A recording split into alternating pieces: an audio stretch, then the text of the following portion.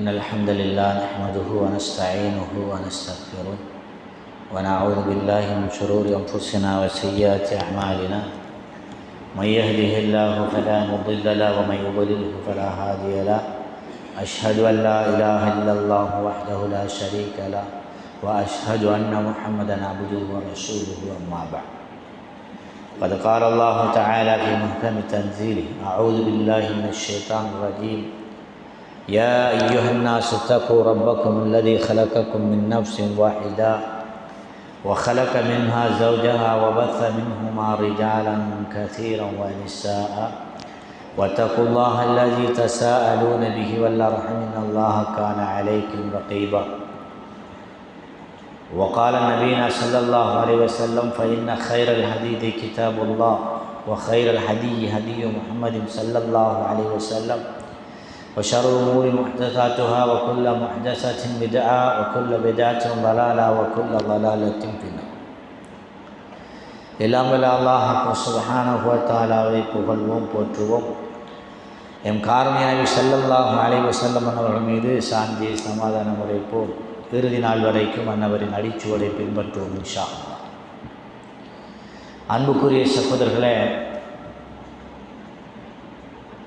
அல்லாஹ் சுப்ஹானஹு வ தஆலாவுடைய பரலான ஒரு வணக்கத்தை நிறைவேற்றிவிட்டு அவனுடைய சில வசனங்களையும் அவனுடைய தூதரின் சில வழிகாட்டல்களையும் பற்றி பேசி எதிர்வர இருக்கிற காலத்தில் நாம் வாழ வேண்டிய வாழ்வியலை எவ்வளவு அழகாகவும் சிறப்பாகவும் நடக்க வேண்டும் என்பதை பற்றி நாம் எமக்குள் ஞாபகப்படுத்திக் கொள்வோம் இன்ஷா அல்லாஹ். கண்ணியமான ஒரு மாதத்திலிருந்து கொண்டிருக்கிறோம். ஷஅபான் என்று சொல்லக்கூடிய மாதம். அதற்கு அடுத்து வரக்கூடிய ரமலானுடைய மாதத்தை எதிர்நோக்கி கொண்டிருக்கிறோம். சில தினங்களுக்குள் ரமலான் என்ற ஒரு சிறப்பான மாதம் வருகிறது. இந்த ஷஅபானுடைய மாதத்தில் செய்யக்கூடிய அமல்கள் சில இருக்கின்றன. நோன்பு நோக்கலாம், சுன்னத்தான தொழுகைகள் தொழலாம், தான தர்மங்கள் செய்யலாம், குர்ஆன் ஓதிக்கொள்ளலாம். இதெல்லாம் ஷஅபானுடைய மாதத்தில் இருக்கிற சிறப்புகள் தான். இதனை எதிர்வரக்கூடிய ரமலான் மாதத்தில் நாங்கள் ஒரு மாதம் ஊராக செய்ய வேண்டும் என்பதற்காக பயிற்சிக்காக நபி ஸல்லல்லாஹு அலைஹி வஸல்லம் அவர்கள் செய்திருக்கிற அந்த விடயத்தை பார்க்கலாம். எதிர்வருகிற இந்த ரமலான் மாதம் என்பது ஷைத்தான்களுக்கெல்லாம் விலங்கிடப்பட்டு சுவனத்தை திறந்து விடப்பட்டு அந்த மாதத்தில் நாம் நோக்கிற நோன்புக்கு பெருமதியை அல்லாஹ் ரப்புல் ஆலமீனை பொறுப்படுத்தி சுவனத்தை தருவேன் என்ற வாக்களித்திருக்கின்ற ஒரு மாதம். அந்த மாதத்தை பற்றி நபிகளார் சொல்கிற போது இப்படி சொன்னார்: ரஹிமன் புகு ரஹிமன் புகு ரஹிமன் புகு. ஒரு நாள் சொல்லுகிறார்கள், நாசமாகட்டும் நாசமாகட்டும் நாசமாகட்டும் என்றார். அல்லாஹ்வுடைய தூதருடைய வாயிலிருந்து ஒரு நாளும் இப்படியான வார்த்தைகள் வராது. அப்படி வருவதென்றால் உண்மையில் அந்த மனிதன் நாசமான ஒரு மனிதன் தான். அவன் யாராக இருக்கக்கூடும் என்று சஹாபாக்கள் பார்க்கிறார்கள். பெருமானார் ஸல்லல்லாஹு அலைஹி வஸல்லம் சொன்னார்கள், ரமலானுடைய மாதம் வந்தும் அந்த மாதத்தில் நோன்பை நோக்காமல் ஒரு மனிதன் இருப்பானாக இருந்தால் அவன் நாசமாகட்டும் என்றார்கள் பெருமானார் ஸல்லல்லாஹு அலைஹி வஸல்லம். ரமலானுடைய மாதம் வந்து அந்த மாதத்தில் நம் நோன்பு நோக்கவில்லை என்றால் அவன் நாசமாகட்டும். இது இந்த மாதத்தை அபகீர்த்தியாக்கின்ற ஒரு மனிதனுக்கு அல்லாஹ் கொடுக்கிற தண்டனை, நாசம் இருக்கிறது. இன்னும் ஒரு முறை ஸல்லல்லாஹு அலைஹி வஸல்லம் சொன்னார், ஒரு நாள் ஒரு சஹாபி அல்லாஹ்வுடைய தூதரை சந்தித்து சொன்னார், யா ரசூலல்லாஹ், 2 சகோதரர்கள் ஒரு நாள் வந்து இஸ்லாத்தை ஏற்றுக்கொண்டார்கள். அதில் ஒருவர் சொர்க்கம் செல்கிறார், ஒருவர் இருவரும் ஒரு யுத்த களத்தில் கலந்து கொள்கிறார்கள். ஒருவர் யுத்த களத்தில் கலந்து கொண்டு மரணிக்கிறார், இன்னும் ஒருவர் 1 வருடம் இருந்து மரணிக்கிறார். இருவரும் உடன்பட சகோதரர்கள். யுத்த களத்தில் கலந்து கொண்ட, இஸ்லாத்தில் ஏற்றுக்கொண்டது ஒரே நாள். யுத்த களத்தில் கலந்து கொண்டவர் மரணித்து விட்டார், மற்றவர் மரணிக்கவில்லை. அந்த மரணிக்காதவர் 1 வருட காலமாக உலகத்தில் வாழுகிறார். வாழ்ந்ததன் பின்னால் மரணிக்கிறார். அந்த 1 வருட காலத்தில் அவர் நோயோடு இருந்தார். இந்த சஹாபி கேட்கிறார், யா ரசூலல்லாஹ், நான் கனவில் கண்டேன், யுத்தகலத்தில் கலந்து கொண்ட சஹாபி அந்த தோழர், அவரை விட நோயோடு இருந்து மரணித்த அந்த தோழர் சொர்க்கத்தின் முதலில் சென்று விட்டார். யா ரசூலல்லாஹ், பெருமானார் ஸல்லல்லாஹு அலைஹி வஸல்லம் சொன்னார்கள், நாம் வகத் ஆஷ ஆமன் வகத் ஸல்லா ஸலாத்தன் வகத் ஸாம ஸௌமன் என்றார்கள் பெருமானார் ஸல்லல்லாஹு அலைஹி வஸல்லம். யுத்த காலத்தில் கலந்து கொண்டவரை விட அடுத்த ஆண்டு அவர் உயிரோடு இருந்து ரமலான் மாதம் நோன்பு நோட்டார், தொழுதார், அந்த ஒரு வருடம் வாழ்ந்தார், அதனால் அவர் சொர்க்கத்தில் முதல் நுழைந்தார் என்றார்கள் பெருமானார் ஸல்லல்லாஹு அலைஹி வஸல்லம். இந்த ஹதீஸை வைத்து பார்க்கிற போது நாமெல்லாம் ஆசைப்பட வேண்டிய மிக முக்கியமான ஒரு மாதத்தை பார்த்து கொண்டிருக்கிறோம். எதிர்வருகிற இந்த மாதம் பிழைகளெல்லாம் பொறுக்கப்பட்டு தூயவனாக நான் சுவனத்தில் செல்ல வேண்டிய ஒரு மாதம். நான் செய்த பாவங்களை எல்லாம் பாவக்கரைகளாம் இல்லாதொழிப்பதற்காக பிழை பொறுப்பை அல்லாஹ் ரப்பல் ஆலமீன் ஏற்றுக்கொள்வதற்காக இருக்கிற ஒரு மாதம். இந்த மாதம் இன்ஷா அல்லாஹ் எனக்கும் கிடைக்க வேண்டும் யா அல்லாஹ் என்று ஒவ்வொருவரும் நாங்கள் பார்க்கிறோம். நாங்கள் எல்லாம் மலக்குகள் அல்ல, பாவம் செய்திருப்போம், குற்றம் செய்திருப்போம், தவறு செய்திருப்போம். எதிர்வரக்கூடிய மாதம் என் பாவத்தையும் என் குற்றத்தையும் என் தவறுகளையும் இறைவனிடத்தில் இறாஞ்சி கேட்டு பிரார்த்திக்கப்பட்ட பிரார்த்தனை ஊடாக நாம் எல்லாம் சூரம் செல்ல இருக்கிறோம். அதனால் அந்த மாதம் மிக முக்கியமான மாதம். அந்த மாதத்தை நாம் எதிர்நோக்கி இருக்கிறோம். இன்றைய நாள் நாம் பார்க்க இருக்கிற பாடம் என்ன தெரியுமா? நன்மைகளை கொள்ளையடிக்கக்கூடிய அந்த மாதத்தில் சிலர் நன்மையை இழந்து விடுவார்களாம். அவர்கள் யார் என்று முதல் நாம் அறிந்து கொள்ள வேண்டும். எங்களுடைய நன்மைகள் எல்லாம் இழக்கச் செய்கின்ற ஒரு மாதமாக இருந்தால் நாம் கவலை அடைய வேண்டுமா இல்லையா? நான் தொழுகிற தொழுகை, நான் நோக்கிற நோன்பு, நான் செய்கின்ற துஆ, நான் ஓதுகின்ற குர்ஆன் வசனம், நான் படிக்கின்ற சமயம் என்பதெல்லாம் அந்த மாதத்தில் என்னை இழக்கச் செய்கிறது என்றால் அதன் காரணம் என்ன என்று பார்க்க வேண்டுமா இல்லையா? சிலருக்கு அல்லாஹ் ரப்புல் ஆலமீன் நன்மையை இழக்கச் செய்யலாம். அதில் முதலாவது கூட்டம் இணை வைக்கின்றவர்கள். இணை வைப்பவர்கள் கேட்கின்ற பிரார்த்தனை ஏற்றுக்கொள்ளப்பட மாட்டார். நோக்கிற நோன்பு, தொழுகிற தொழுகை, ஓதுகிற ஓதல் எல்லாம் எதுவுமே இறைவனிடத்தில் ஏற்றுக்கொள்ளப்பட மாட்டார். அல்லாஹ் குர்ஆனிலே சொல்கிற போது நபியை பார்த்து சொன்னான், லஇன் அஷ்ரக்த லயஹ்பத்தன்ன அமலக். ரமலானுடைய மாதம் வர வேண்டும் என்று நாம் நினைத்திருப்பதெல்லாம் அந்த ரமலானுடைய மாதத்தில் ஓத வேண்டும், நோன்பு நோக்க வேண்டும், தொழ வேண்டும், இராவணக்கத்தை நிறைவேற்ற வேண்டும், அதனூடாக எனக்கு நன்மை கிடைக்க வேண்டும் என்று தானே. ஆனால் அதை இழக்கச் செய்கின்ற மிக மோசமான எதிரி இணை வைப்பு என்கின்றது. முதலாவது அவுலியாக்களிடத்திலே சென்று நான் துஆ கேட்டால், பாதுகாப்பு கேட்டால், நாங்கள் தாயத்து அச்சிரங்கள் கழுத்திலே கட்டிக்கொண்டால் அல்லது இடுப்பிலே கட்டிக்கொண்டால் என் பிரார்த்தனைகள் ஏற்றுக்கொள்ளப்பட மாட்டாது. அன்புக்குரிய சகோதரர்களே,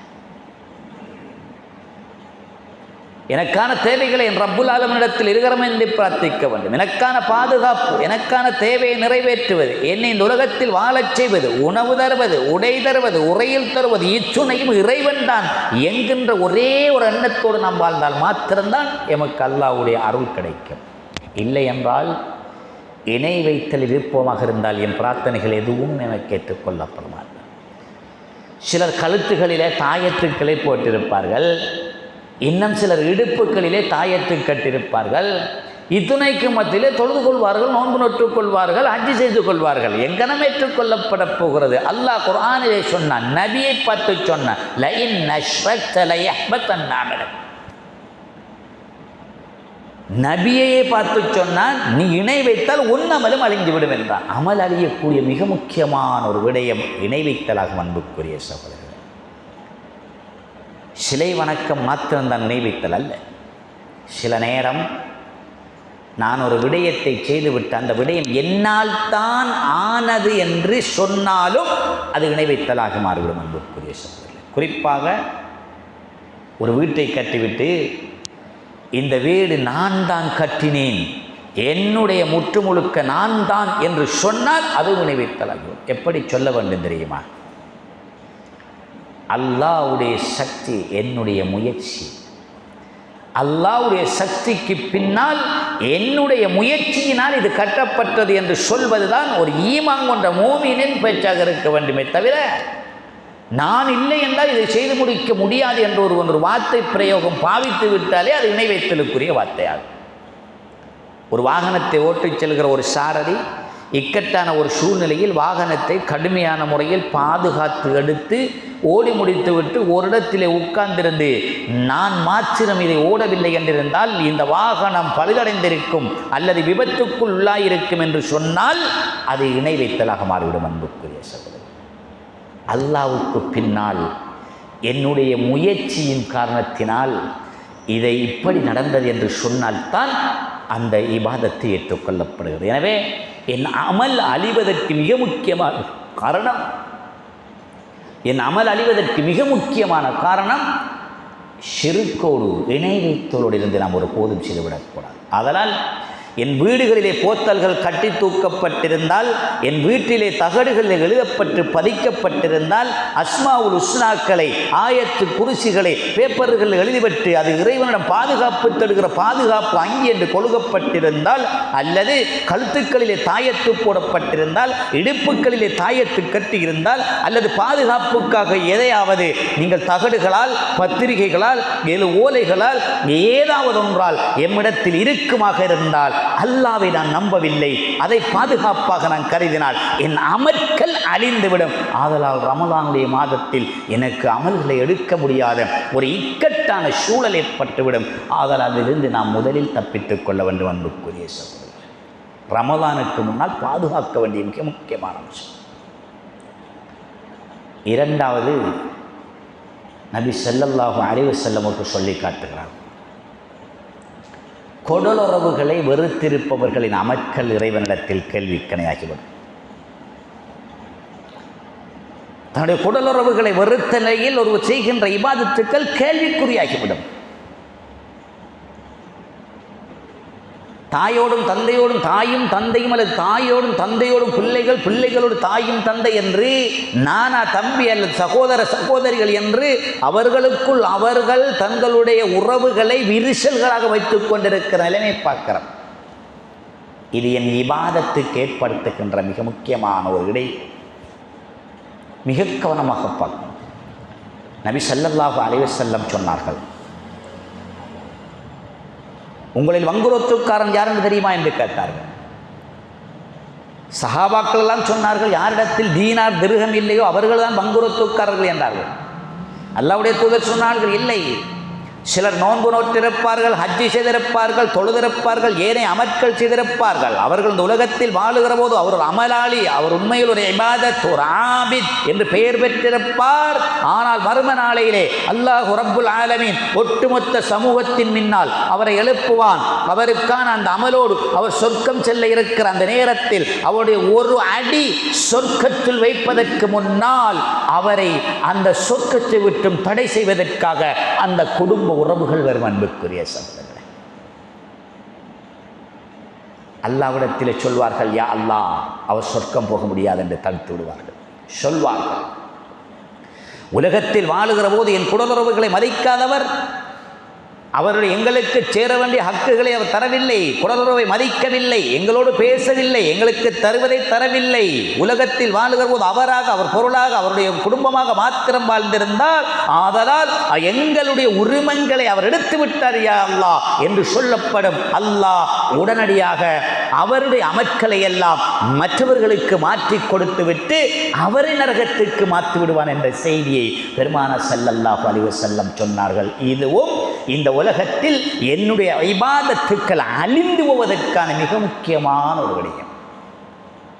நாம் பார்க்கிறோம், சிற்சில சம்பவங்களுக்காக இந்த குடும்பங்கள் பிரித்தாளுகிற அல்லது விரிசலோடு வாழுகிறதை நாம் பார்த்து கொண்டிருக்கிறோம். சில பெண்மணிகள் இருக்கிறார்கள், எனக்கு வீடை சரியாக கட்டித்தரவில்லை, வீட்டில் பாத்ரூம் கட்டித்தரவில்லை, அல்லது சரியாக வீட்டை முடித்து தரவில்லை, என் காணியை சரியாக பிரித்து தரவில்லை, என் வளவை சரியாக பிரித்து தரவில்லை, அல்லது எனக்கு தர வேண்டிய என்னுடைய சொத்துக்களை எல்லாம் சரியாக தரவில்லை என்கின்ற சில சிக்கலான இந்த உலகத்தில் வாழுகிற சில்லறைத்தனமான சில விடயங்களுக்காக எம் சமூகம் என்று குடும்பங்களை பிரித்தாழ்ந்து கொண்டிருக்கிறது. இவைகளெல்லாம் ஒரு மனிதனோடு பேசாமல் இருப்பதற்கு, குடலுறவை பிரித்தாழ்வதற்கான காரணங்களா என்று கேட்டால் நிச்சயமாக காரணம் இல்லை. அன்புக்குரிய சகோதரர்களே, பெருமானார் ஸல்லல்லாஹு அலைஹி வஸல்லம் அவர்களிடம் ஒரு தோழர் வருகிறார். யா ரசூலல்லாஹ், என் குடும்ப உறவோடு நான் ஒருவரோடு பேசுவதில்லை, ஆனால் குடும்ப உறவை பேணவில்லை என்றால் மர்ம நாளையில் எனக்கு சுவனம் கிடைக்க மாட்டாது. அல்லாஹ்வுடைய தூதர் சொன்னார்களே, லா யதுகுலன்னல் ஜன்னah, சொர்க்கத்தில் ஒரு மனிதன் நுழைய மாட்டான் எவனென்றால் குடும்ப உறவை யார் வெட்டி வாழ்ந்தானோ அவன் நிச்சயமாக சொர்க்கம் நுழைய மாட்டான் என்றல்லவா இருக்கிறது.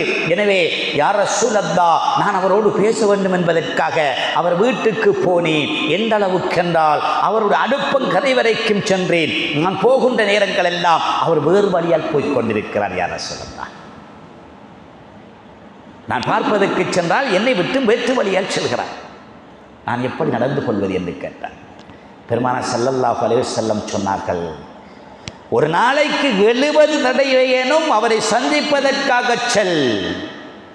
ஒரு நாளைக்கு 70 தடவையேனும் அவனை சந்திப்பதற்காக செல். அவனுடைய வாயில் சாம்பல் தடவுகின்ற அளவிற்கு நீ அவன் வீட்டுக்கு செல்ல வேண்டும். என்றால் நீ செல்லுகின்றதை பார்க்கிற போது எந்த நேரமும் என் வீட்டிலே தான் இருக்கிறானோ என்று அவன் கருதுகிற அளவுக்கு அவன் வீட்டுக்கு செல், அவனிடத்தில் மன்னிப்பு கோர் என்றார்கள் பெருமானார் ஸல்லல்லாஹு அலைஹி வஸல்லம்.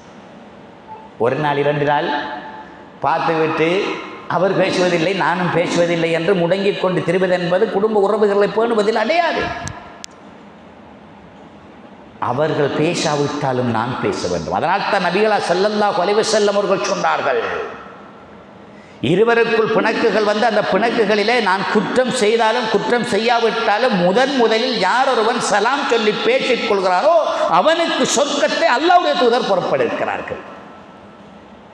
என்னோடு ஒருவர் பேசவில்லை, பேசாதவரோடு நான் பேசுகிற நேரத்தில் உண்மையில் நான் குற்றம் செய்யவில்லை என்றாலும் அவனோடு பேச வேண்டும் என்பதற்காக சலாத்தை முதலில் நான் சொல்லி பேசிக்கொண்டால் சொர்க்கத்தின் பொறுப்பை அல்லாஹ்வுடைய தூதர் பொறுப்பெடுக்கிறார்கள். அதனால் குடும்ப உறவுகளை பேணிக்கொள்ள வேண்டும் இந்த ரமலான் வருவதற்கு முன்னால். இல்லை என்றால் என் அமல்களிலே சிதைவு ஏற்படுவதற்கு வாய்ப்பு இருக்கிறது. அன்புக்குரிய சகோதரர்களே, பெருமானார் ஸல்லல்லாஹு அலைஹி வஸல்லம் சொல்கிறார்கள், மர்ம நாளையிலே சொர்க்கத்துக்கும் நரகத்துக்கும் இடையிலே ஒரு சுவர் இருக்கிறதாம். ஒரே ஒரு சுவர். அந்த சுவரில் அவர்கள் பார்ப்பார்கள். சொர்க்கவாதிகள் ஏறி நின்று பார்ப்பார்களாம். நரகவாதிகள் எல்லாம் கடுமையாக அவர்களுக்குள் அலறிக்கொண்டிருப்பார்களாம். அலறுகிற சத்தங்கள் எல்லாம் கேட்குமாம். அதை கேட்க விரலுக்கு முடியாமல் எதற்காக என்று கேட்பார்கள். அப்போது அவர்கள் சொல்வார்களாம், நாங்கள் எல்லாம் உலகத்தில் வாழுகிற போது சொல்லப்பட்ட இறை வசனங்களை என் காதுகளுக்குள் எடுக்கவில்லை, இதயத்தில் ஒட்டவில்லை, செயற்பாட்டுக்கு கொண்டு வரவில்லை. ஆதலால் வீணிலும் விளையாட்டிலும் நாங்கள் இருந்து விட்டோம். அதனால் அல்லாஹ் ரப்புல் ஆலமீன் எங்களை நரகத்தில் போட்டிருக்கிறான் என்பார்களாம். அன்புக்குரிய சகோதரர்களே, இங்கே ஒரு விபரீதமான காட்சி என்ன தெரியுமா? மறும நாளையின் நரகத்தில் என் குடலுறவுகளும் பலரும் அங்கே இருப்பார்கள். அன்புக்குரிய சகோதரர்களே,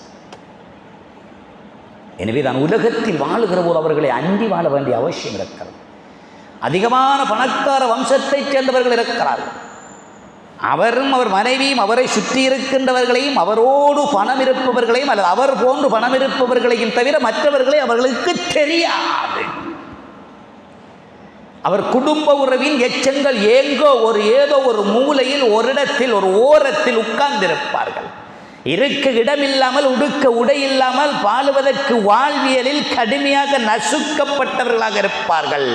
ஆனால் கண்டுகொள்ளாமல் இருக்கின்ற அதிகமானவர்களை பார்த்து கொண்டிருக்கிறவன் மறும நாளையில் அல்லாஹ் சொர்க்கத்துக்கு போக விட மாட்டான். தன் அமல்களை எல்லாம் அப்படியே மற்றவர்களுக்கு வாரி இறைக்க வேண்டிய ஒரு வங்குரோத்து நிலைமை ஏற்படும் என்கிற செய்தியை பெருமானார் ஸல்லல்லாஹு அலைஹி வஸல்லம் சொன்னார். எனவேதான் குடல்வாய் ஜனங்களை வெறுத்தொதுக்கிவிடக்கூடாது. குடல்வாய் ஜனங்களை யார் வெறுத்தொதுக்கிறானோ அவனுக்கு சொர்க்கத்தின் வாடையை கூட நுகரக்கூடிய வாய்ப்பு இருக்காது என்று பெருமானார் ஸல்லல்லாஹு அலைஹி வஸல்லம் சொல்லி காட்டுகிறார். எனவேதான் என் அமல் பாதுகாக்கப்பட வேண்டுமென்றால் என் அமல்கள் எந்த சந்தர்ப்பத்திலும் இல்லாமல் போய்விடக்கூடாது. அது இந்த உலகத்தில் பெருமானமற்றதாக போய்விடக்கூடாது என்றால் எதிர்வருகிற ரமலானின் நல்ல முறையில் அமல் செய்ய வேண்டும் என்றால் இந்த விடயத்தில் நான் முதலில் என்னை சுத்தப்படுத்திக் கொள்ள வேண்டும். ரமலான் வருவதற்கு முன்னால் தன்னை தயார்படுத்துவதென்றால் எப்படி தெரியுமா? ஒரு கூடையிலே குப்பைகள் இருக்கிறது என்றால் அந்த குப்பைக்கு மேல் நாங்கள் நல்லவைகளை சேர்க்க மாட்டோமே. அந்த குப்பை கூடைக்குள் இருக்கிற குப்பைகளை முதலில் எடுத்து கிளறிவிட்டு அவைகளை எல்லாம் வெளியே போட்டுவிட்டுத்தான் நன்மைகளை போட வேண்டும். அதே போன்றுதான் நாம் வாழுகின்ற என் வாழ்வையில் இருக்கின்ற அசிங்கங்களை நாம் அகற்றிவிட்டு அடுத்த கணம் நன்மை செய்ய வேண்டும். அதற்காகத்தான் ரமலானுடைய மாதம் வருகிறது. அந்த மாதத்தில் என் அமல்களை பாதுகாக்க வேண்டும் என்றால் அதற்கான அரண்கள் தான் நாம் இப்போது பேசிக்கொண்டிருக்கிற விடயங்கள். அதில் மிக முக்கியமானதுதான் குடலுறவுகளை நாங்கள் கட்டாயமாக பராமரித்து வாழ வேண்டும் என்று கூறியவர்கள். ஒரு தோழர் வந்து கேட்கிறார், யா ரசூலல்லாஹ், நான் உழைக்கிறேன், என் ஊதியத்தை என் தந்தையின் கையிலே கொடுக்கிறேன், என் தந்தை செலவு செய்கிறார், நான் இருக்கிறேன், என் மனைவி இருக்கிறார், என் பிள்ளைகள் இருக்கிறது, எதிர்காலத்தில் சேமிப்பதற்காக என்னிடத்தில் தானே பணம் இருக்க வேண்டும். என் தந்தையிடம் சற்று சொல்லுங்கள், அந்த பணத்தை நான் வைத்திருப்பதற்காக என்றார். பெருமானார் ஸல்லல்லாஹு அலைஹி வஸல்லம் சொன்னார்கள், அன்த வ மாலுக லி அபீக என்றார்கள் பெருமானார் ஸல்லல்லாஹு அலைஹி வஸல்லம். உனது பணமும் நீயும் உன் தந்தைக்குத்தான் முதல் கட்டம் என்றார்கள் பெருமானார் ஸல்லல்லாஹு அலைஹி வஸல்லம். இன்றைக்கு நாங்கள் பார்க்கிறோம், சில பிள்ளைகள் இருக்கிறார்கள், சற்று கையிலே கனமாகிவிட்டால், வாகனமும் வாங்கிவிட்டால், சில பொருளாதாரங்கள் தன் கைவசம் கிடைத்து விட்டால் தன் தாயையும் தந்தையையும் கவனிப்பாரற்றதாக இருப்பதை நாம் பார்த்து கொண்டிருக்கிறோம். அன்புக்குரிய சகோதரர்கள், குடல்வாய் ஜனங்கள் வெறுத்தொதுக்கப்படுகிற மிக முக்கியமான ஒரு சூழல் என்று ஏற்பட்டு கொண்டிருக்கு. வெளிநாட்டுக்கு சென்ற ஒரு மகன் தன்னுடைய வசதி வாய்ப்பு தனக்கு வந்தபோது, தன் பொருளாதாரத்தில் சற்று மேலேறிய போது, தனக்கு வாங்கப்பட்ட தன் வாகனத்தில் சொகுசாக வாழுகின்ற நேரத்தில் என் தந்தை கால்நடையாக ஆங்காங்கே சுற்றி கொண்டிருக்கிறார் என்றால், குடல்வா ஜனமான முதலில் என்னை அவரையை எருவாக்கி என்னை உருவாக்கிய என் தந்தை தற்போது கால்நடையாக நடக்கின்ற அந்த நேரத்தில் என் பணமும் என் பொருளாதாரம் என்னை சொகுசாக வாழச் செய்கிறது என்றால், குடலுறவை வெறுத்தொதுக்கி அந்த மகன் அல்லாஹ்விடத்திலே நரகவாதியாக போவதற்கான வாய்ப்பு இருக்கிறது. அன்புக்குரிய சொல்ல அதிகபட்சமானவர்களை பார்க்கிறோம்.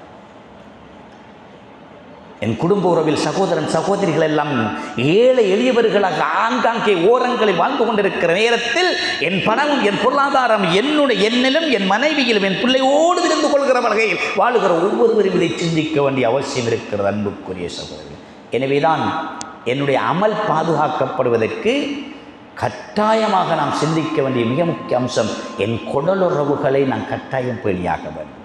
பெருமானார் ஸல்லல்லாஹு அலைஹி வஸல்லம் அவர்கள் அதை மிக கட்டாயமாக எமக்கு எச்சரித்து சொல்லியிருக்கிறதை பார்க்கிறோம். மூணாவதாக பெருமானார் ஸல்லல்லாஹு அலைஹி வஸல்லம் சொன்னார்கள், ஹலால் ஹராம் பேணி நாம் பாதுகாக்கப்பட வேண்டும்.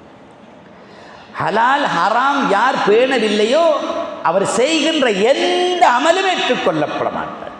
ரமலானுடைய மாதம் வந்தாலும் ஷாபானுடைய மாதம் வந்தாலும் எந்த மாதத்தில் செய்கின்ற அமலும் ஏற்றுக்கொள்வதற்கான வாய்ப்பில்லை. நாம் சொல்லவில்லை, அல்லாஹ்வுடைய தூதர் சொல்லுகிறார்கள். புகாரில் வரக்கூடிய ஒரு செய்தி நமக்கு இப்படி சொல்கிறது. ஒரு நாள் நாம் பார்த்து கொண்டிருந்தோம், ஒரு சகோதரர் வந்தார், அவர் தொழுதார், வுது செய்தார், தொழுதார், இரு கரங்களை ஏந்தினார், இறைவனிடத்தில் பிரார்த்தித்துக் கொண்டிருந்தார். நாங்கள் அவரை பார்த்தோம், அவர் ஒரு பிரயாணி போன்றிருந்தார். அல்லாஹ்வுடைய தூதர் ஸல்லல்லாஹு அலைஹி வஸல்லம் அவர்கள் அவரை பார்த்தார்கள்.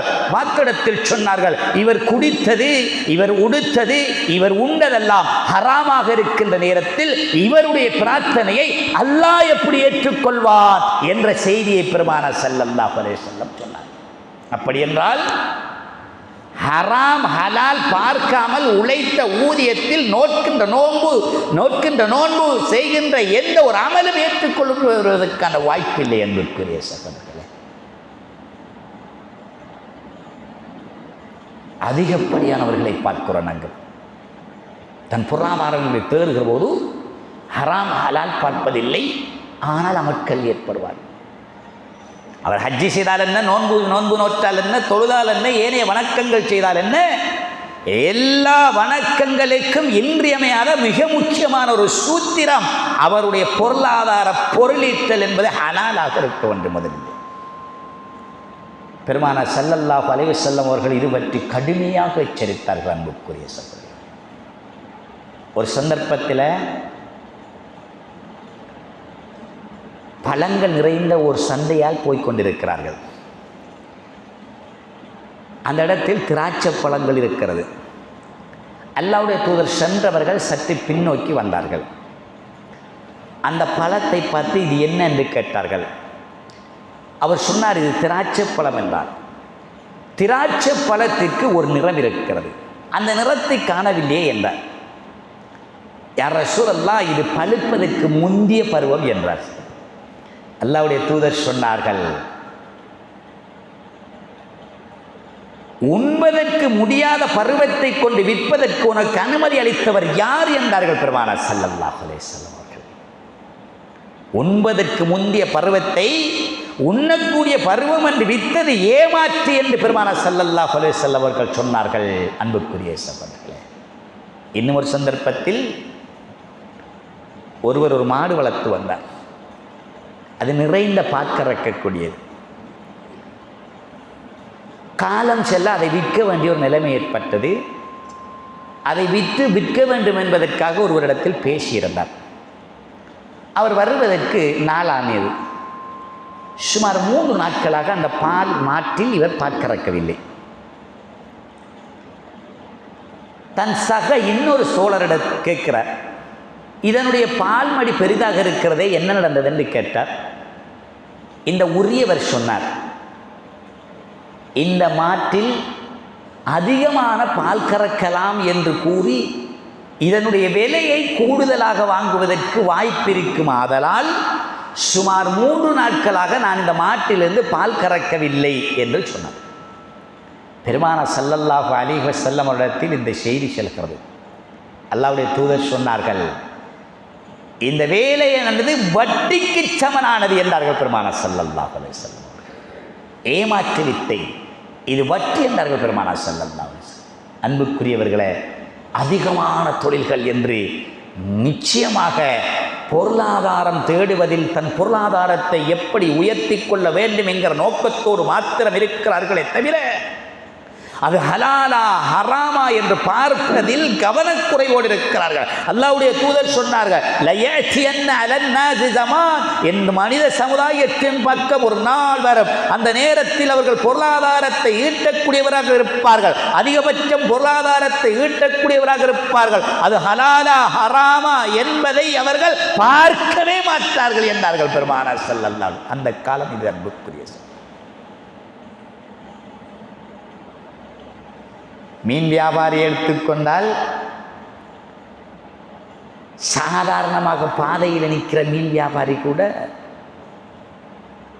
தன் மீனை எடுத்துக்கொண்டு செல்லுகிற நேரம் அந்த மீன் பற்றி அறிவில்லாத சில பெண்கள் அல்லது ஆண்கள் வந்து இது இன்ன மீனா என்று கேட்டால் அதை விற்பனை செய்ய வேண்டும் என்பதற்காக அந்த மீனின் சரியான விலையத்தை கொடுக்காமல் அதை விற்கப்படுவதற்காக வேண்டி கேட்பவர் அதைத்தான் என்று அதை கொடுத்து விட்டு சென்றால் அதுவும் ஏமாற்றுத்தான். அன்புக்குரிய சகோதரர்களே, அதனுடைய பாரத்தை கூட்டுவதற்காக சமூகத்தில் அது பெயரை சொன்னால் அதிகப்படியாக விற்பனையாகும் என்பதற்காக அதற்கு அல்லாத ஒரு நாமத்தை அதற்கு வைப்பதோ அல்லது அதுக்கு அல்லாத நாமத்தை வைத்தால் அது விற்பனையாகும் என்பதற்காக கொடுத்தால் அதுவும் ஹராம் தான், ஏமாற்று வித்தை.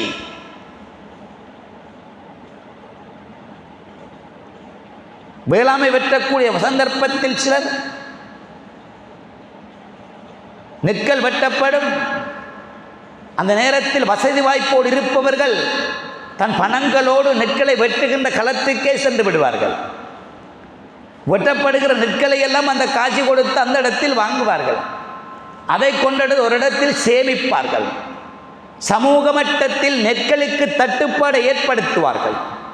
ஏழை எளியவர்களால் எளிதாக வாங்கக்கூடிய வாய்ப்பை விட்டு மாற்றத்துக்கு மேலாக ஏழை எளியவருடைய கைகளை இலகுவாக வாங்கக்கூடிய பெருமானமாக மாற்றாமல் வாங்குகின்ற நெற்களை எல்லாம் சேமித்துவிட்டு நென்மணிக்கு நல்ல முறையில் தட்டுப்பாடுகளை ஏற்படுத்தி சில மாதங்கள் கழிந்த பின்னால் ஒரு கட்டுப்பாடான விலையை கொண்டு வந்து விலையேற்றம் என்ற போர்வையில் ஏழை எளிய மக்களின் பணங்களை அதை வயற்கதிர்களை செய்தவர்களுடைய பொருளாதாரங்களை அழிக்கும் வண்ணமாக அதை மாற்றுகின்ற பணக்காரர்களின் அந்த வியாபாரமும் கூட ஹராமாகத்தான் போயிருப்பதை பார்த்து கொண்டிருக்கிற அன்புக்குரியவர்கள்.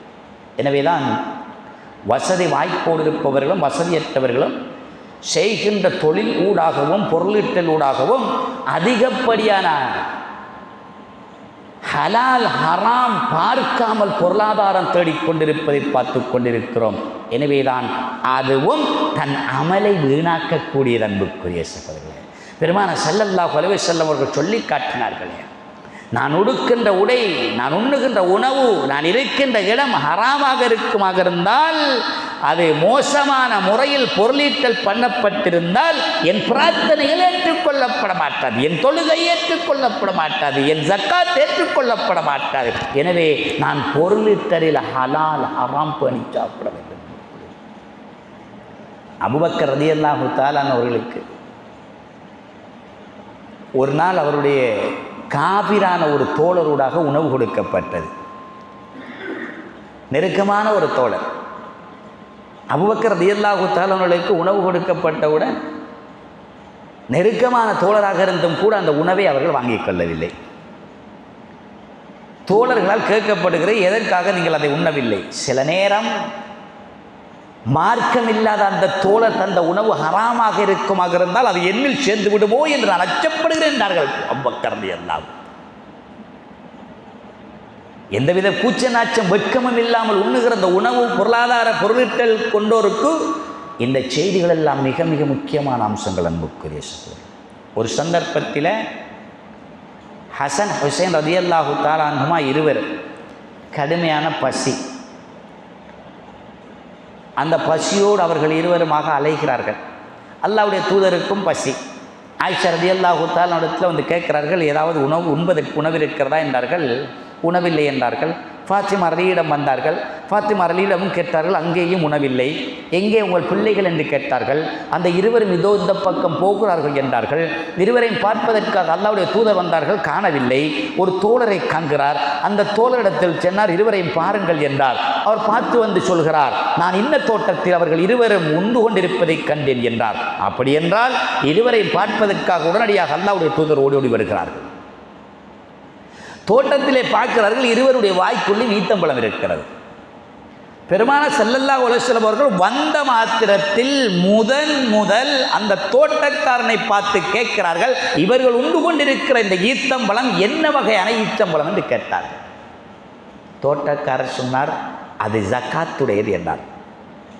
அல்லாஹ்வுடைய தூதர் எந்த விடயத்தையும் பார்க்கவில்லை. உடனடியாக கைகள் விரல்களை அவர்கள் இருவருடைய வாய்க்குள்ளும் ஓற்றி இருக்கின்ற அந்த ஈத்தம்பழத்தை வெளியே எடுத்துவிட்டு அந்த ஈத்தம்பழம் உண்ட இரசத்தை வாந்தி எடுப்பது போன்று துப்ப வைக்கிறார்கள். அன்புக்குரிய சகோதரர்களே, எதற்காக தெரியுமா? அல்லாஹ்வுடைய தூதருக்கும் அவரின் பிச்சளத்துக்கும் ஜக்காத் கொடுப்பது ஹராம். அப்படி என்றால் ஹசன் ஹுசைன் ரலியல்லாஹு தஆலா அன்ஹுமா இருவரும் நபிகளாருடைய பிச்சளம் அல்லவா, அவர்கள் உண்பதும் ஹராம். அந்த வயதில் அவர்கள் இருவரும் ஹராத்தை உண்டாலும் அனுமதித்திருக்க வேண்டும். ஆனால் பொருள் ஹராம் என்பது சிறுவராக இருந்தாலும் பெரியவராக இருந்தாலும் அது நிச்சயமாக தடுக்கப்பட்டது என்பதற்காக அல்லாஹ்வுடைய தூதர் அந்த சிறுவர்களுடைய வாய்க்குள் இருந்ததை அந்த ரசத்தை கூட கீழே துப்புமாறு சொல்கிறார்கள். அன்புக்குரிய சகோதரர்களே, ஹராம் ஹலால் பேணி நடந்த சஹாபாக்களின் பிள்ளைகளுடைய வரலாற்றை எடுத்து பாருங்கள். உண்மையில் நாம் என்றால் சொல்லியிருப்போம், எப்படி தெரியுமா? அது சிறிய பிள்ளை செய்தால் அல்லாஹ் குற்றம் பிடிக்க மாட்டான், விட்டிருக்கலாமே. அல்லது அவர்கள் உண்டது ஈச்சம்பழம் உண்ணக்கூடிய பொருட்கள் தானே, அதை உண்டால் என்ன, அதை உட்டரிக்கலாமே என்றெல்லாம் அல்லவா நாம் சொல்லியிருப்போம். எம்மில் பலர் இப்படித்தான் கருத்துரைப்பார்கள். எப்படி?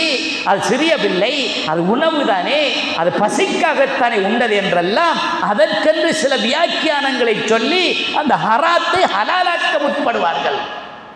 அல்லாஹ்வுடைய தூதர் அது சிறு பிள்ளையாக இருந்தாலும் சிறு பராயத்தில் வளர்க்கப்படுகின்ற போது கூட அந்த பிள்ளைகள் ஹராம் எது ஹலால் எது, அதை உண்ண முடியுமா உண்ணக்கூடாதா என்பதை பார்த்து பிரசித்து வாழ வேண்டும். அதனால் தான் அல்லாஹ்வுடைய தூதர் ஹசன் ஹுசைன் ரலியல்லாஹு அன்ஹுமா இருவரையும் அழகாக பழக்கப்படுத்தி எடுத்தார்கள். அன்புக்குரிய சகோதரர்கள், அதிகமானவர்கள் பொருளிட்டல். சில வருடங்கள் என் பகுதியிலே மிக அப்பட்டமாக நடந்த ஒரு கொள்ளை, ஒருவருடைய வளவை இன்னொருவருக்கு பேசிக் கொடுப்பது, அதற்கென்று நிர்ணயிக்கப்பட்ட ஒரு விலையை வாங்குவது. அதனால் அவர் ஒரு வீடு கட்டுகின்ற அளவுக்கு அவர் ஒரு வியாபாரியாக மாறிய கதைகளும் இருக்கிறது. அன்புக்குரிய சக்தி, ஒருவரின் வளவை இன்னும் ஒருவருக்கு பேசிக் கொடுப்பதற்காக எனக்கு இத்தனை இலட்சம் தர வேண்டும் என்று அந்த இடத்தில் விதி போட்டு அவனுடைய பொருளாதாரத்தை சூறையாடிய எத்தனையோ கொள்ளைக்காரர்கள் இன்று தனக்கென வீடு வாங்கி வளவு வாங்கி அவர்களும் வியாபாரம் செய்தது போல் இருக்கிறார்கள் என்றால் இது மிக மிலேச்சத்தனமான ஒரு களவாய் இல்லையா அன்புக்குரிய சகோதரர்களே? இவைகளும் பொருளீட்டல் ஹராத்தோடு தான் இருக்கிறது. அதை மீளச் செலுத்த வேண்டும்.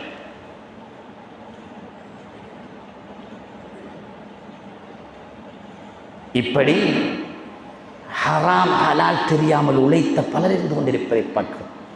நமது கடற்கரையில் நடக்கின்ற பல புதினங்கள் சுப்ஹானல்லாஹ். 5 லட்சத்துக்கு ஒரு போட்டை வாங்குகிறார்.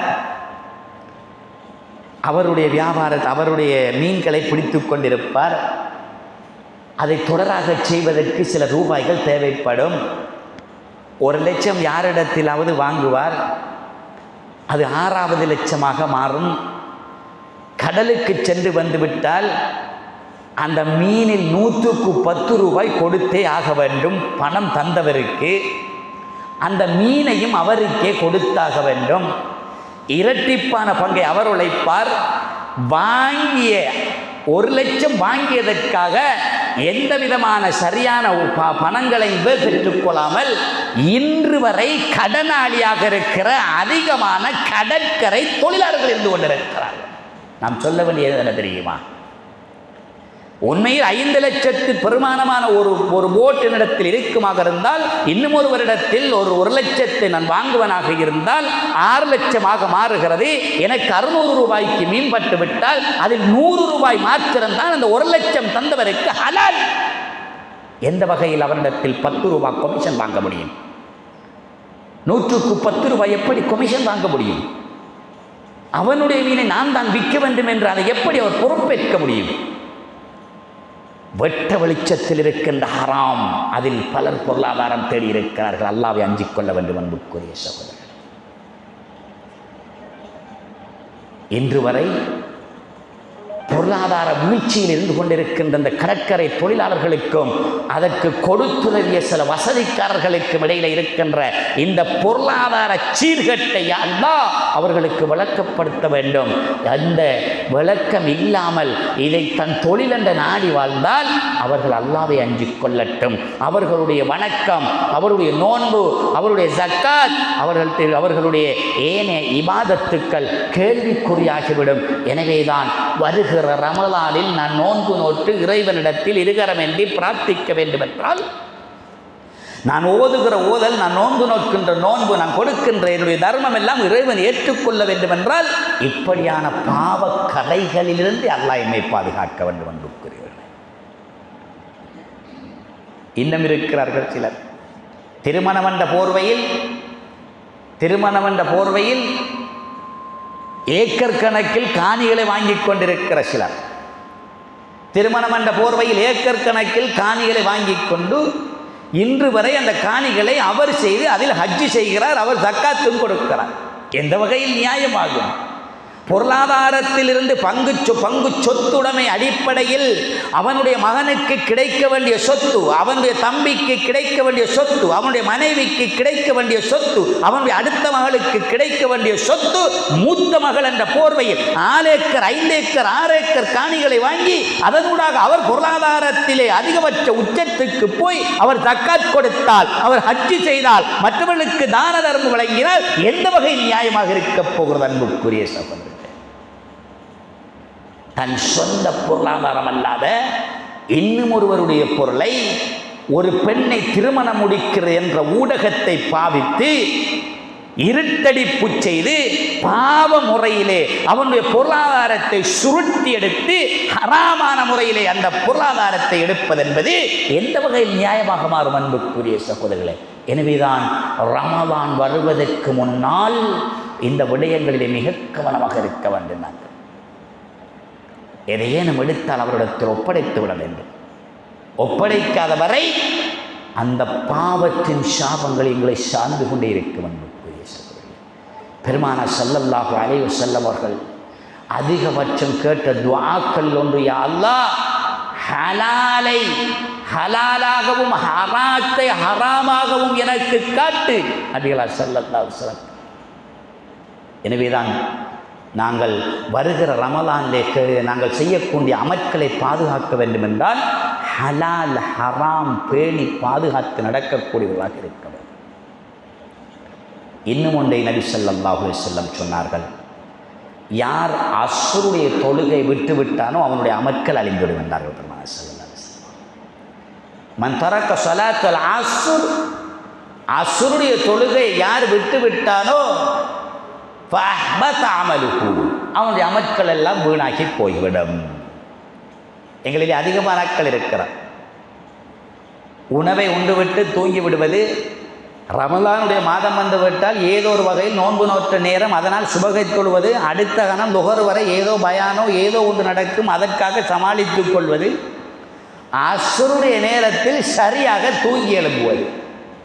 அஸ்ருடைய தொழுகை யார் விட்டானோ அவனுடைய அமல் அழிந்துவிடும் என்று பெருமானார் ஸல்லல்லாஹு அலைஹி வஸல்லம் சொன்னார்கள். அதனால் மிக கட்டாயமாக அஸ்ருடைய தொழுகையையும் பேணி பாதுகாத்து கொள்வோம். இதர வக்துகளுக்கும் அல்லாஹ்வுடைய தூதர் சிறப்புகளை சொன்னார்கள். ஆனால் இந்த அஸ்ருடைய வக்தை சொல்கிற நேரத்தில் அதை தொழாதவருடைய அமல் அழியும் என்று சொன்னார்கள். இது முஸ்லிமில் வரக்கூடிய செய்தி. ஆதலால் நாங்கள் அமல்களை சேகரிக்க இருக்கிற சந்தர்ப்பத்தில் இவ்வாறுபட்ட அமலை அளிக்கக்கூடிய விடயத்திலிருந்து நாங்கள் தவிர்ந்து கொண்டிருக்க வேண்டும் அன்புக்குரிய சகோதரர்களே.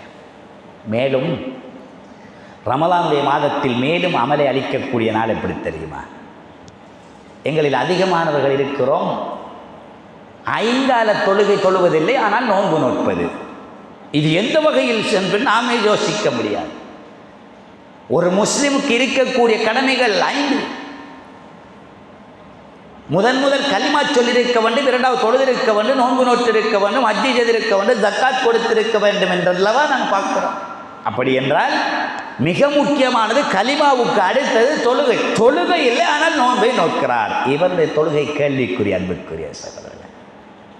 ரமலானுடைய மாதம் வந்துவிட்டால் பள்ளிகளிலே அணிவகுப்புகள் அதிகமாக இருக்கும். அதிலிருந்து நாள் செல்ல செல்ல செல்ல அணிவகுப்புகளும் குறைந்து வந்து ஒரு மாதம் அல்லது 2 மாதம் அளவில் இருக்கின்ற மக்கள் எல்லாம் பிரிந்து ஓரிரு நபர்கள் மாத்திரம் தொழக்கூடியதாக பள்ளிகள் மாறிவிடுகிறது. அந்த ரமலானுடைய மாதம் வந்துவிட்டால் மாத்திரம் தொழுவதற்காக வருபவர்களின் கவனத்திற்கு அது ஒரு ஏமாற்று வித்தை. அல்லாஹ்விடத்திலே ஏமாற்றம் செய்கிறோம். அதனால் எல்லா நாட்களும் தொழ வேண்டும் என்பதுதான் இஸ்லாம் காட்டுகின்ற பணிப்புரையை தவிர, அது தவிர ரமலானுடைய மாதம் மாத்திரம் வந்தால் தொழுவதும் அதற்கு அடுத்ததாக தொழுகை விட்டுவிடுவது என்பதும் இஸ்லாத்துக்கு முரணான செயல் என்பதை நாம் புரிந்து கொள்ள வேண்டும் அன்புக்குரிய சகோதரர்களே. எனவேதான் நாங்கள் எங்களுடைய அமலை பாதுகாக்க வேண்டும் என்றால் ரமலான் மாதத்தில் நோன்பு நோட்பது மாத்திரமல்ல, ரமலானுடைய மாதத்தில் தொழுகையை பேணி பாதுகாத்துக் கொள்ள வேண்டும். தொழுகையை யார் பேணி பாதுகாத்துக் கொள்கிறாரோ அவருக்கு நிச்சயமாக ஏனைய கடமைகள் அவருக்கு கட்டாயமாகி விடுகிறது. தொழாத ஒருவருக்கு நோன்பு எங்கனமும் கட்டாயமாவதற்கான வாய்ப்பில்லை அன்புக்குரியவர்களே. ஏனென்றால் நபி ஸல்லல்லாஹு அலைஹி வஸல்லம் அவர்கள் முஆத் ரலியல்லாஹு தஆலா அவர்களை யமன் தேசத்திற்கு அனுப்பினார்கள். அவரிடத்தில் சொன்னார்கள், யா முஆத், முஆதே நீ யமன் தேசத்துக்கு செல். அவர்களுக்கு முதல் லா இலாஹ இல்லல்லாஹ் என்ற கலிமாவை சொல். அவர்கள் அதை செய்துவிட்டால் அடுத்ததாக அவர்களுக்கு தொழுமாறு சொல். தொழுதுவிட்டால் அதற்கடுத்ததாகத்தான் நீ நோன்பை சொல் என்றதால் பெருமானார் ஸல்லல்லாஹு அலைஹி வஸல்லம் அவர்கள் முஆத் ரலியல்லாஹு தஆலா அவர்களை பற்றி சொன்னார்கள். கலிமா சொன்னால் அடுத்தது தொழுகை. தொழுதால் தான் நோன்பு கடமையாகிறது. எனவே தொழாதவர் நோன்பு நோட்பதை கடுமையாக சீர்தூக்கி பார்க்க வேண்டியிருக்கிறது. இருக்கிறது. அல்லாஹ் அவர்களை ஏற்றுக்கொள்ள வேண்டும். அவர்களுடைய சிந்தனைகள் மாற்றப்பட்டு அவர்கள் தொழக்கூடியவர்களாக மாற வேண்டும் என்பதையும் நாம் பார்த்து கொள்ள வேண்டும். இவ்வளவு நேரம் நாங்கள் பார்த்ததெல்லாம் எங்களுடைய அமல்கள் பாதுகாக்கப்பட வேண்டும். எனவேதான் ரமலானுடைய மாதத்தில் எங்களுடைய அமல்கள் எல்லாம் பாதுகாக்கப்பட வேண்டும் என்றால் இணை வைத்தல் இருக்கக்கூடாது, ஹலால் ஹராம் தேடாமல் பொருளாதாரம் பெற்றிருக்க கூடாது, நாங்கள் குடலுறவு ஜனங்களை வெறுத்தொதிக்க விடக்கூடாது. அதே போன்றுதான் நாங்கள் இறுதியாக பார்த்தோம், அஸ்ருடைய தொழுகையை தொழாமல் இருப்பது எங்களுடைய அமல்கள் அழிந்துவிடும் என்பவைகளை பார்த்தோம். எல்லாம் வல்ல அல்லாஹ் எம் அனைவருக்கும் அருள் புரிவானாக. எதிர்வருகிற ரமலான் மாதத்திலே யா அல்லாஹ் எங்களுடைய அமல்கள் எல்லாம் அழியாத வண்ணம் மென்மேலும் சேகரித்தோன் சுவனபதி அடைவதற்கான வாய்ப்பை எங்கள் அனைவருக்கும் தந்தருள்வாயாக. வஆகிரு தஅவதி அல்ஹம்துலில்லாஹி ரப்பில் ஆலமீன்.